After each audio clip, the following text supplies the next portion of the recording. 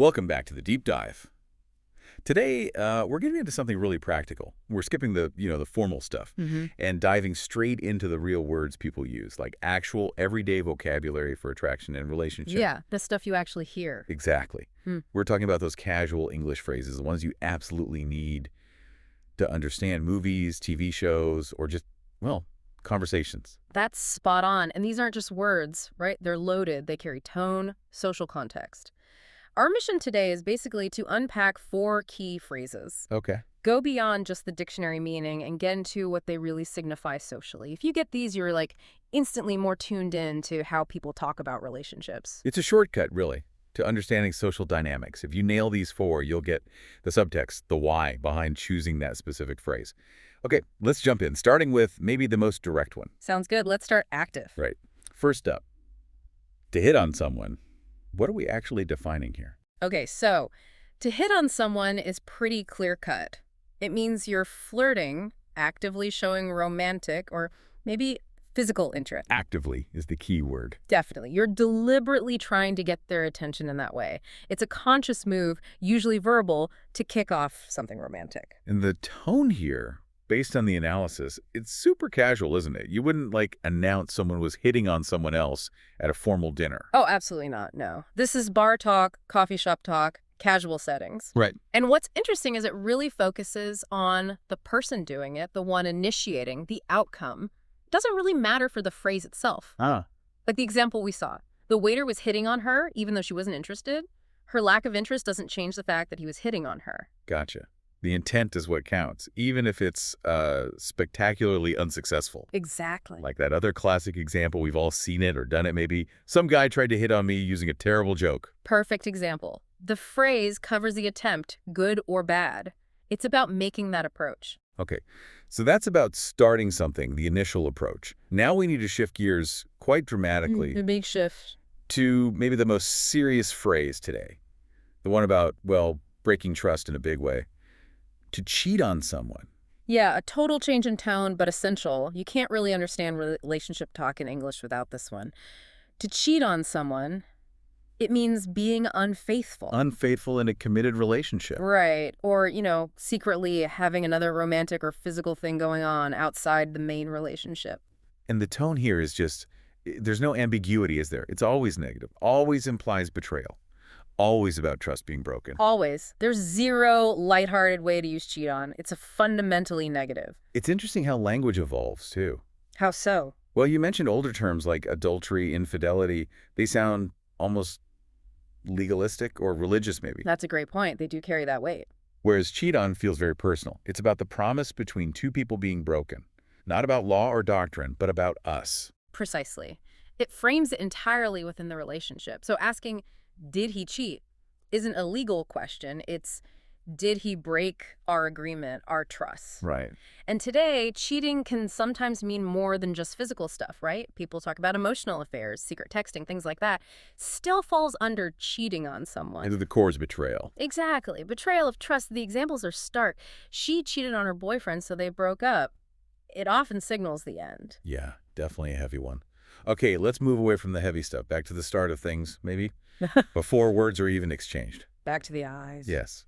Nonverbal cues. This is where things get subtle. Super subtle and often missed by textbooks. Okay, first one in this category, check someone out. I think we all kind of know this one instinctively. Checking someone out just means looking at them because, well, you find them attractive. Yeah, it's appreciative looking, often quite passive. Passive appreciation. I like that. And the key physical marker, as the analysis pointed out, is the duration. It's usually a look that lingers just a bit longer than normal. Ah, the slightly too long look. That's the signal. It distinguishes it from just, glancing around a room. It can be respectful, just noticing.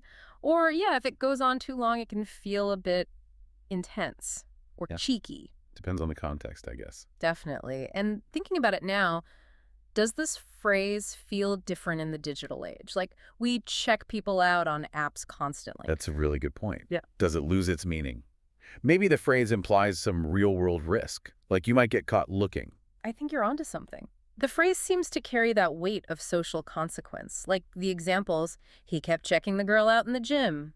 there's a risk of being obvious. Or she was checking out the new teacher. A little bit of forbidden fruit, maybe. Could be.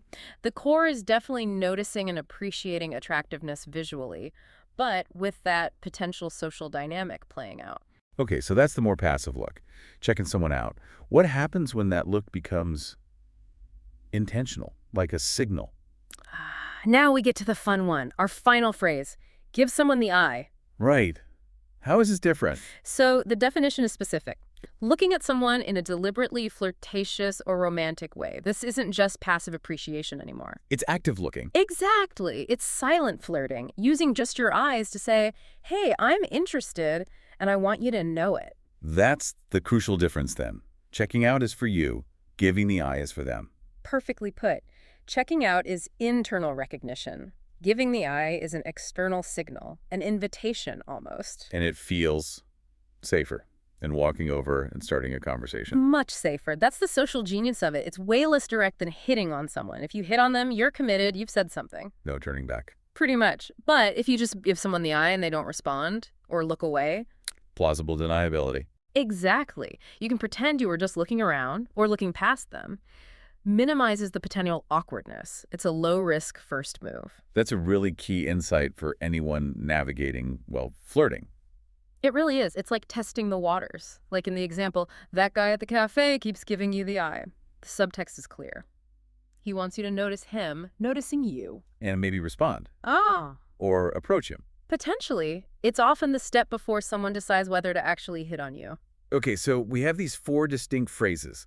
Let's try and weave them together now. Because in real life, these things don't happen in neat little boxes, do they? Not at all. They often flow into each other, creating a whole little narrative. Right. And we actually have a great mini story from the sources that shows exactly how they connect. It really highlights the progression. Okay, let's hear it. Walk us through it. All right, picture this. Anna's at a wedding. First, some guy keeps checking her out, just looking, appreciating from afar.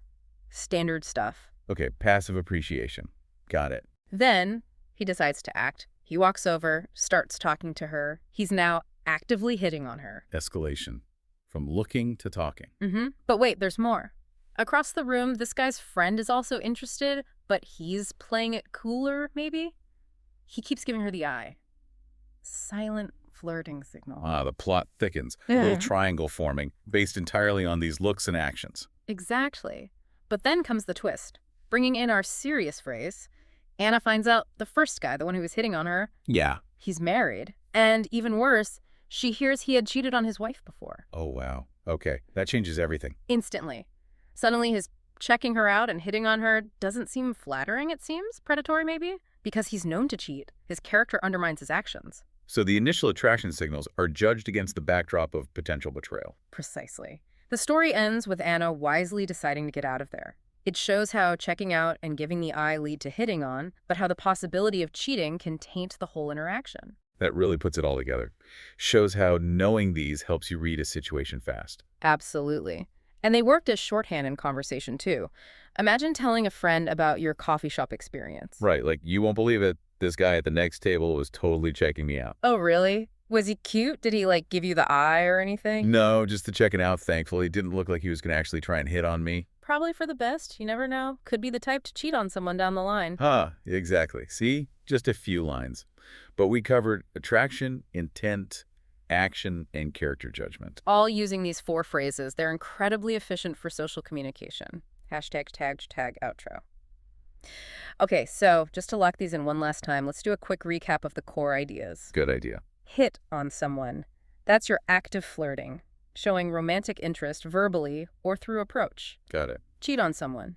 Being unfaithful, breaking trust in a committed relationship. Always negative. Right. Heavy one. Check someone out. Looking because you find them attractive. More passive internal appreciation. The lingering look. And finally, give someone the eye. Flirting just with eye contact. An active, silent signal of interest. The invitation. Okay, crystal clear. And remember, these phrases, they pop up everywhere. Media, conversations, understanding them is key. But, use the knowledge wisely. Yes, definitely. Respectfully. Knowing them helps you understand intentions, maybe set your own boundaries too. Right. And actually, thinking about that distinction between silent and verbal signals, it raises a question for you, the listener, to think about. Oh, We talked about giving the eye being nonverbal and hitting on someone usually being verbal, but can they happen at the same time? like can someone be talking to you, maybe flirting verbally, Yeah, hitting on you with banter or compliments. while also intensely giving you the eye? Or does the talking negate the silent part of giving the eye? Are they mutually exclusive in the moment? Exactly. Think about that blend. Where does silent invitation merge with verbal pursuit? How do those signals combine, maybe to intensify the flirtation? Something to mull over. That's a great challenge, the nuance of real-time flirting signals. Excellent food for thought. Well, thanks for joining us for this deep dive into how we talk about attraction.